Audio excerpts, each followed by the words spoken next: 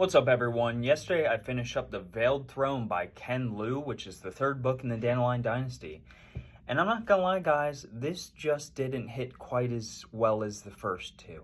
And there's a few reasons for that, at least for me.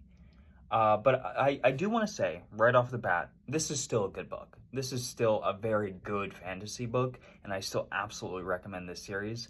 I just found the third installment of the series to be a little weaker than the other two. So let me get right into the reasons. First of all, it's important to know that The Veiled Throne and Speaking Bones, which are the last two books in the series, were originally supposed to be one giant book, but because of how much Ken Liu decided to write, and they're both like 1,000-page books, he had to split it up into two sections. First, The Veiled Throne, and then finally Speaking Bones. And because of that, I tend to be someone who thinks that usually when you split up a really large final book into two parts or into two separate books, the first book in that part almost always suffers, at least in my opinion. The same thing happened with Dust of Dreams and the Crippled God in Malazan, and kind of To Green Angel Tower Part 1 and To Green Angel Tower Part 2 with Memory, Sorrow, and Thorn. So this is not something that has never happened in fantasy before. It happens a lot when authors decide to write a really big conclusion to their massive story, and we just don't have the binding technology or the printing ability to make it work. So I think a lot of the criticisms I have going into this book and kind of coming out of it are mostly because I haven't read Speaking Bones yet, so I don't really understand quite what Ken Liu is doing with some of these elements. But still, I gotta rate a book how I gotta rate a book, and I gotta feel about a book how I gotta feel about a book. So what doesn't make it work, and what does make it work? Well, the negatives or the cons when it comes to this book is, for me, really the pacing more so than anything else in this story. The first two books are pretty well paced for how big they are. The first book's 500, 600 pages long. Does not feel like it. The Wall of Storms, I think, is approaching 600, 700 pages. It does not feel like that when you read it, because Ken Liu does like this incredible thing where he's just like on the ball with his pacing. Like, things just keep happening and happening and happening, and there's always something to look forward to because there's always another battle, or there's always something like going on. And The Veiled Throne just doesn't kind of have that pacing. It kind of slows down. It's more monotonous. It's more like taking its sweet time and telling the tale. It's got to tell in this one.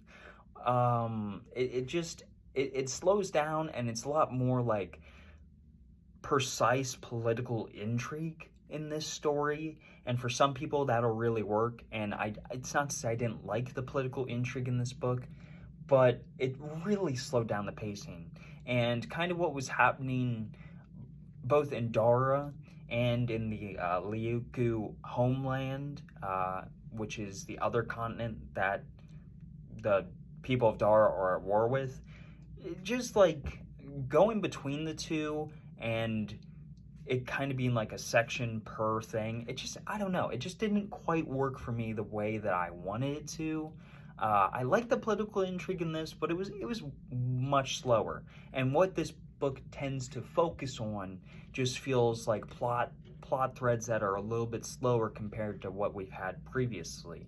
This is a book that is really focused on kind of culture and cultural differences, and how do we deal with this group of people who are so different from us, and how do we how do we wage war against them, or is war what we should be doing, or should we try and find a better alternative with peace? Shouldn't we just marry our two cultures and become a better people, or do we need to fight because our cultural differences are too distinct?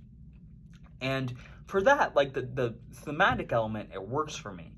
but I kind of expected going off the wall storms for this to be more of a revenge. Some of the characters are going to get their lickbacks, that kind of stuff, and it just didn't really happen. So again, maybe it's an expectations thing, but it just didn't work quite as well. Besides that, though, it's still a really good book, and Ken Liu, continues to deliver on points that you expect him to. The philosophy and the themes in these books are brilliantly written.